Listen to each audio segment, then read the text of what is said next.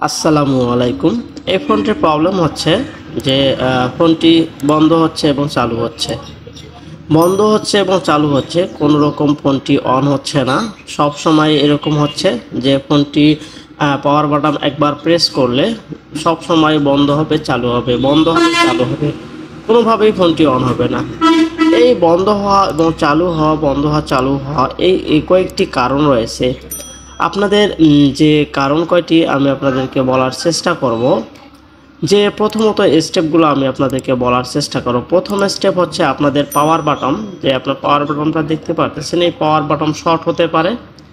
দ্বিতীয় স্টেপ আপনাদের সফটওয়্যারজনিত প্রবলেম হতে পারে। তৃতীয় স্টেপ আপনাদের হলো ব্যাটারিজনিত সমস্যা হতে পারে।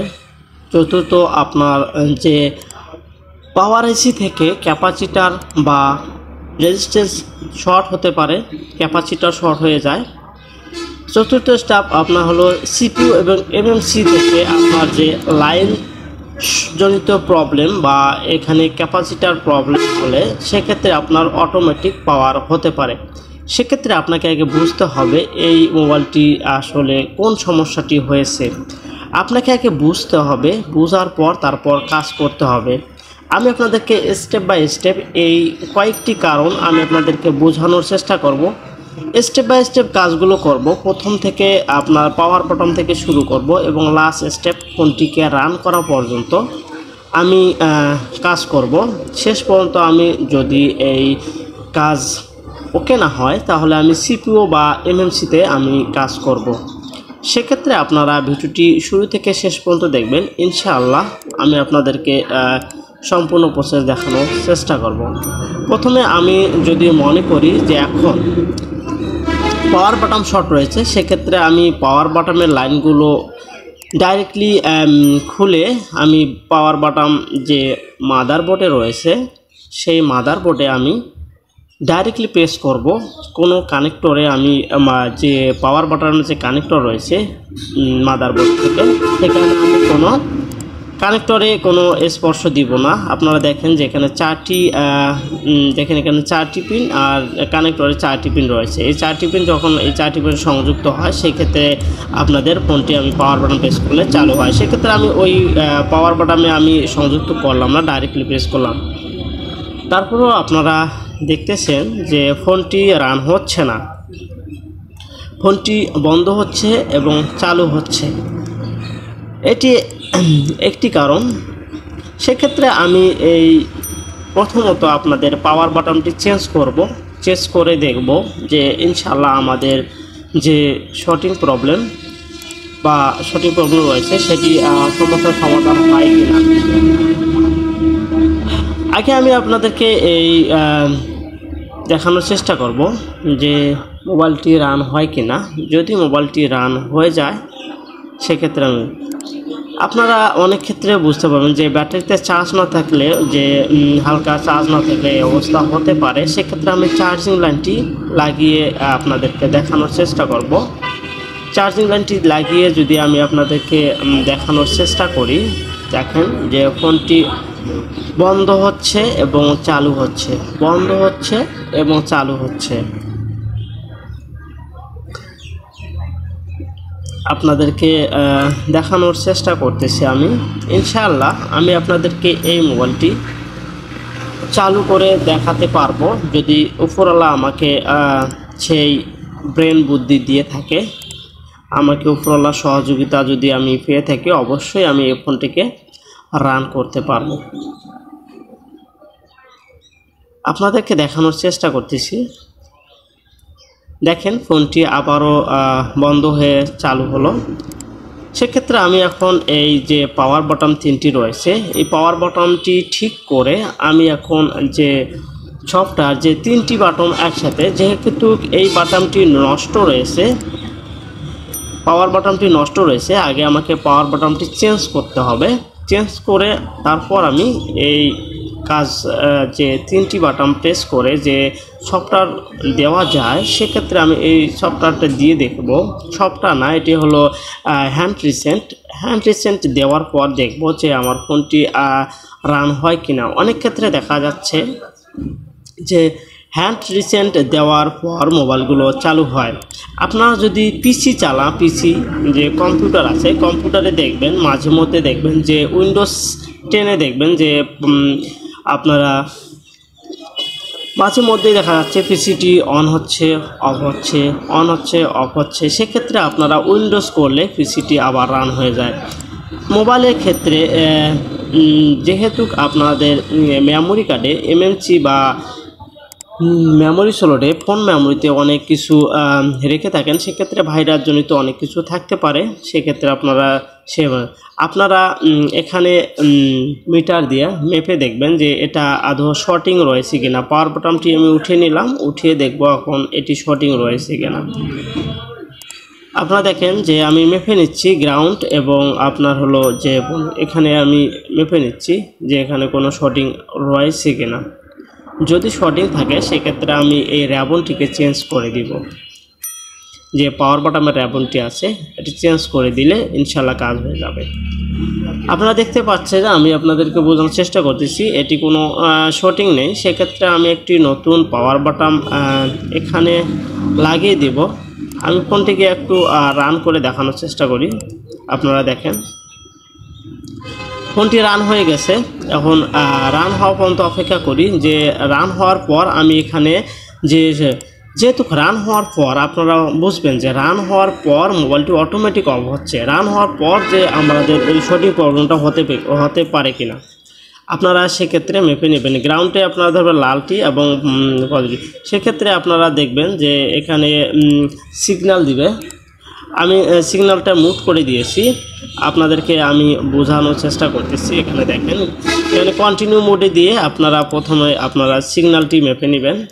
আপনারা দুই পয়েন্টে একটি গ্রাউন্ডে ধরবেন আর একটি আপনারা যখন এখানে সিগন্যাল দেবে, এখন দেখছেন ভিপ দিচ্ছে বা সিগন্যাল দিচ্ছে। এই সিগন্যাল হলে আপনারা বুঝবেন যে একটি গ্রাউন্ড আর একটি হলো আপনার পাওয়ার লাইনের যে লাইনটি রয়েছে। দেখেন একটি পাওয়ার লাইনের যে পাওয়ারটি, এখানে কোনো শর্টিং নেই। যেহেতু আমি এই ফোনটি চালু করার পর অটোমেটিক অফ হচ্ছে বন্ধ হচ্ছে, সেক্ষেত্রে আমরা চালু হওয়ার পর যদি এই ক্যাপাসিটার বা শর্ট হয়ে যায়, সেক্ষেত্রে ক্যাপাসিটারটি শর্টিং দেখায়, সেক্ষেত্রে আমরা বুঝবো যে আমাদের কোনো ক্যাপাসিটার শর্টিং রয়েছে। সেক্ষেত্রে যে আমরা পাওয়ার বাটন প্রেস করার পর মেপে দেখলাম এখানে কোনো শর্টিং নেই। সেক্ষেত্রে আমরা এই যে 4টি পয়েন্ট দেখতেছেন ডিসপ্লের মধ্যে, এই 4টি পয়েন্টের মধ্যে আমি আপনাদেরকে বলেছি যে 5টি স্টেপ আছে। এই 5টি স্টেপ ফলো করলেই ইনশাল্লাহ এই ফোনগুলো রান হওয়া সম্ভব। এই ফোনগুলোতে যে প্রবলেমগুলো থাকে সেই প্রবলেমগুলো সলভ করাও সম্ভব।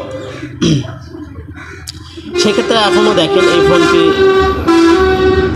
রান করাবো, আপনাদেরকে আমি বোঝানোর চেষ্টা করতেছি, সব ক্ষেত্রে বোঝানোর চেষ্টা করতেছি যে আদৌ এই মোবাইলগুলো কি প্রবলেম হতে পারে। একটির পর একটি স্টেপ বাই স্টেপ কাজ করলে এই ফোনগুলো রান হওয়া সম্ভব। আমি আপনাদেরকে বোঝানোর চেষ্টা করতেছি ফোনটি কিভাবে আপনারা কাজ করলে রান করতে পারবেন। আমি আপনাদেরকে সম্পূর্ণ প্রসেসটি দেখাবো যে আমি আপনাদেরকে কি কাজ করে এই ফোনটিকে রান করাবো। সেই কাজগুলো আপনারা এভাবে যদি স্টেপ বাই স্টেপ করে থাকেন বা করেন, ইনশাল্লাহ ফোনটিকে রান করতে পারবেন।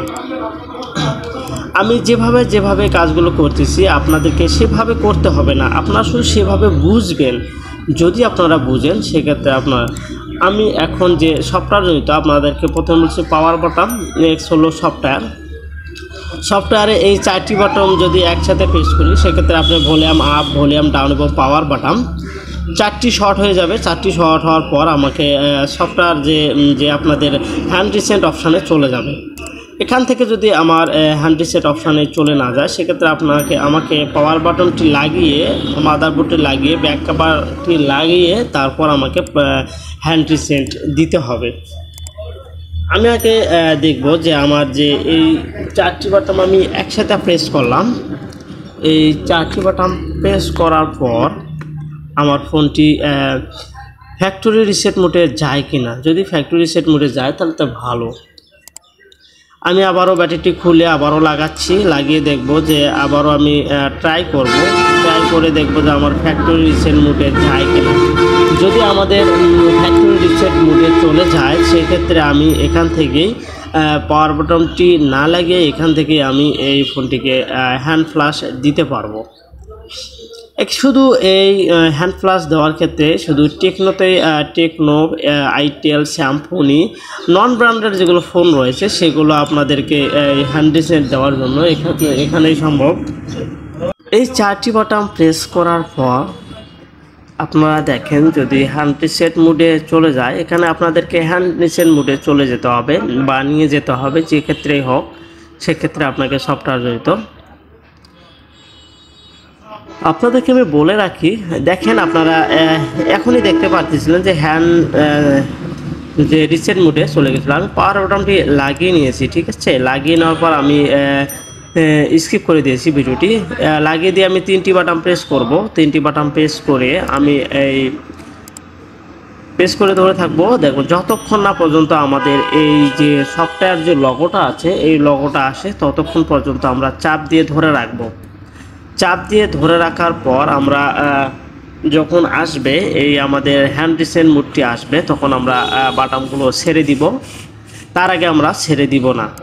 অনেক ক্ষেত্রে অনেক মোবাইলে বিভিন্নভাবে এই বাটনগুলো চেপে ধরতে হয়। দেখেন এখানে আমাদের বাটন চলে আসছে। আমি এখন লক বাটন এবং ভলিউম আপ বাটনটি প্রেস করব একসঙ্গে। প্রেস করার পর দেখেন এখানে আপনাদের ফ্যাক্টরি রিসেট মোডে এখানে চলে আসবে। এখানে চলে আসবো, আপনারা পাওয়ার বাটন প্রেস করবেন। পাওয়ার বাটন প্রেস করার পর এখানে চাপতেছি আমি, কাজ করতেছে, হ্যাঁ কাজ করছে। এখানে আবারও ব্যাকে চলে আসছে, আবার আমি একসঙ্গে চাপ দিব। চাপ দেওয়ার পর এই আপনার অল রিসেন্ট ব্যাক বাটন চলে দেবেন, ক্লিয়ার। এখানে নিচে দেখেন যে ফরম্যাটিং দেখাচ্ছে, ফরম্যাটিং সাপোর্টিং, দেখেন নিচে ওকে হয়ে গেছে। আমি এখন রিবুট দিব। রিবুট দেওয়ার পর যদি আমার ফোনটি একদম চালু হয়ে যায়, যদি চালু হয়ে যায় সেক্ষেত্রে আলহামদুলিল্লাহ, যদি চালু না হয় সেক্ষেত্রে আবারও অফ অন হয়। ফোনটি রিবুট দিয়েছি। রিবুট দেওয়ার পর আপনারা দেখবেন যে ফোনটি চালু হয় কিনা। ফোনটি আগের মতোই হচ্ছে, এখনও রান হয়নি। অপেক্ষা করেন, কারণ আপনাকে কিছু শিখতে হলে কিছু সময় দিতেই হবে। অধৈর্য হলে কিছু শিখতে পারবেন না, হয়তো স্কিপ করে যাবেন অনেক কিছু, সেটা আপনার ব্যক্তিগত ব্যাপার। আপনাকে কিছু শিখতে হলে অবশ্যই সময় দিতে হবে। আমি ভিডিওটি পারলে 2 থেকে 4 মিনিটের ভিডিও বানাতে পারতাম বা তৈরি করতে পারতাম, সেক্ষেত্রে অনেকগুলো কথা বা মিসিং হতো। সেক্ষেত্রে আপনারা কাজগুলো করতে গিয়ে বিভ্রান্তে পড়ে যেতেন। যেহেতু আমি আপনাদেরকে ফুল কোর্সটি দেখানোর চেষ্টা করতেছি। দেখেন ফোনটি রান হয়নি, অফ হয়ে গেছে। যেহেতু ফোনটি অফ হয়ে গেছে সেক্ষেত্রে হতে পারে চার্জ নেই, হতে পারে। সেক্ষেত্রে আমি আবার ফোনটিকে রান করব, রান করে দেখব যে ফোনটি রান হয় কিনা। আমি ফোনটিকে আগে চার্জে লাগাবো, চার্জে লাগিয়ে দেখব, চার্জে লাগিয়ে দেখব যে ফোনটি রান হয় কিনা, না আগের মতোই অফ অন হচ্ছে। যেহেতু যদি চার্জ না থাকে, আমি যখন চার্জ দেখতে পাচ্ছি না, যদি চার্জ না থাকে সেক্ষেত্রে আমি চার্জে লাগালাম। চার্জে লাগার পর আপনারা দেখবেন যে ফোনটি রান হচ্ছে কিনা। যদি রান না হয় সেক্ষেত্রে আমি নেক্সট যে স্টেপ রয়েছে সেই স্টেপে আমি চলে যাব। নেক্সট স্টেপ হচ্ছে আপনাদের ব্যাটারি জনিত প্রবলেম। ব্যাটারি জনিত প্রবলেমগুলো হতে পারে, যেমন ব্যাটারিতে আপনার অটোমেটিক ব্যাটারিতে ভোল্টেজ যদি আপ ডাউন করে সেক্ষেত্রে অটোমেটিক অফ অন হয়ে যায়। ব্যাটারিতে ভোল্টেজ যদি ঠিক পরিমাণ না থাকে সেক্ষেত্রে অটো বন্ধ হয়ে যাবে। ব্যাটারিতে যদি আপনার কোনো পার্টস, যে ব্যাটারি সার্কিটে যদি কোনো পার্টস শর্টিং থাকে সেক্ষেত্রেও আপনাদের এই প্রবলেমটিও হতে পারে। জাস্ট আমি আপনাদেরকে দেখানোর চেষ্টা করব যে ব্যাটারি জনিত সমস্যাও আপনাদের এই সমস্যাগুলো হতে পারে। দেখতে পারলেন যে ফোনটি রান হয়নি, অটোমেটিক বন্ধ হয়ে গেছে। আমি ভিডিওটি স্কিপ করে দিয়েছি। আমি এখন ব্যাটারি যে প্রবলেমগুলো হয় সেই প্রবলেমগুলো আমি করে দেখব। এক্ষেত্রে আমাকে এই ব্যাটারিটি খুলে নিতে হবে। ব্যাটারিটি খুলে আমাকে কাজ করতে হবে। কখনোই ব্যাটারি সেটের মধ্যে লাগিয়ে আপনারা এই কাজগুলো করবেন না। দেখা যাচ্ছে যে আপনাদের ব্যাটারি কাজগুলো করতে গিয়ে ব্যাটারি নেগেটিভ পজিটিভ যদি আদৌ কোনো শর্ট হয়ে থাকে, সেক্ষেত্রে ব্যাটারিতে স্পার্ক বা ব্যাটারিতে কোনো প্রবলেম হতে পারে। সেক্ষেত্রে আপনার ব্যাটারিটি খুলে নেবেন। খুলে নিয়ে আপনারা যে ব্যাটারি সার্কিটটি রয়েছে, এই সার্কিটের মধ্যে একটি পাস রয়েছে যেটি ভোল্টেজ নিয়ন্ত্রণ করে থাকে। ভোল্টেজ এখান থেকে আপনাদের ডাইরেক্টলি ব্যাটারি কানেক্টরে চলে যায়। ব্যাটারি কানেক্টর এটি আমি শর্টিং করে দিব। শর্টিং করে দিয়ে আমি আপনাদেরকে দেখব যে সর্বোচ্চ এই পাঁচটি দিয়েই আপনাদের ভোল্টেজ আপ ডাউন করে। ভোল্টেজ দেখা যাচ্ছে যে ঠিক পরিমাণ যদি চলে না যায়, সেক্ষেত্রে আপনাদের এই প্রবলেমগুলো হতে পারে। আসলে ধৈর্য সহকারে ভিডিওটি দেখতে হবে। ইনশাআল্লাহ আপনারা অবশ্যই কিছু না কিছু শিখতে পারবেন, কিছু না কিছু আপনারা জানতে পারবেন এখান থেকে। আমি যে জাম্পারিংটি করলাম, এই জাম্পারিংটা আমি কেটে দিলাম। কেটে দিয়ে আমি ঠিক আগের মতো করে এই লাগিয়ে দেব। একটি কথা বলে নিই যে আমি ফোনটি আগে হ্যান্ড রিসেট দিয়ে দিছি। হ্যান্ড রিসেট কিন্তু ওকে হয়ে গেছে, তারপরেও কিন্তু ফোনটি যদি এখন চালু হয়, সেক্ষেত্রে আপনারা দেখবেন যে আমাদের যে হ্যান্ড রিসেট দেওয়ার পর যে অপশানটি চলে আসে, সেই অপশানটাতে চলে আসবে। আমি এখন ফোনটি রান করব। রান করে দেখব যে আমার এই ফোনটি এখন রান হয় কিনা। যদি এখন ফোনটি রান না হয়, সেক্ষেত্রে আমি নেক্সট যে স্টেপ রয়েছে যে পাওয়ার আইসির যে ক্যাপাসিটার রয়েছে, আমি স্কেমেটিক ডায়াগ্রামের সাহায্যে আমি এই মানগুলো দেখে আমি মেপে নিব এবং কাজটি ক্যাপাসিটরগুলো সবগুলো মেপে দেখব যে কোনো পাস শর্ট রয়েছে কিনা। যদি এখন ফোনটি রান হয়ে যায়, তাহলে আমাকে কোনো করতে হবে না ইনশাআল্লাহ। আলহামদুলিল্লাহ, আপনারা দেখতে পাচ্ছেন যে ফোনটি রান হয়ে গেছে। যেহেতু ফোনটি এখন রান হয়ে গেছে, যে আমার যে প্রবলেমটি ছিল, সে প্রবলেমটি আমি আপনাদেরকে ধরা বা দেখানোর চেষ্টা করতেছি, বা এই প্রবলেমটি কোথায় থেকে হতে পারে বা কোন জায়গা থেকে এই প্রবলেমটি হতে পারে আমি আপনাদেরকে দেখানোর চেষ্টা করলাম, বা কাজটি আপনাকে হাতে কলমে শেখানোর চেষ্টা করলাম। আপনারা দেখেন এখানে এখন লক চাচ্ছে এফআরপি লক। আপনারা যে ভাইয়ের কাস্টমারের ফোন, সে ভাই এফআরপি লকটি দিয়ে দিবে। দিয়ে এফআরপি জিমেল আইডিটা দিয়ে দিলেই এই লকটি খুলে যাবে। খুলে গেলে আর কোনো প্রবলেম নেই, মোবাইলটি রান হয়ে যাবে। সেক্ষেত্রে আপনারা এই ভিডিওটি যদি আপনাদের ভালো লেগে থাকে, অবশ্যই আমার এই চ্যানেলটি সাবস্ক্রাইব করে দিবেন, পাশে থাকা বেল আইকনটি প্রেস করে দিবেন, এবং আমার ভিডিওগুলো আপনাদের যদি ভালো লেগে থাকে অন্যকে দেখার সুযোগ করে দিবেন, শেয়ার করে দিবেন। দেখেন ফোনটি রান হয়ে যাচ্ছে, রান হয়ে গেছে। শুধু এখন এফআরপি লকটি সরিয়ে দিতে হবে, তারপরেই ফোনটি রান হয়ে যাবে।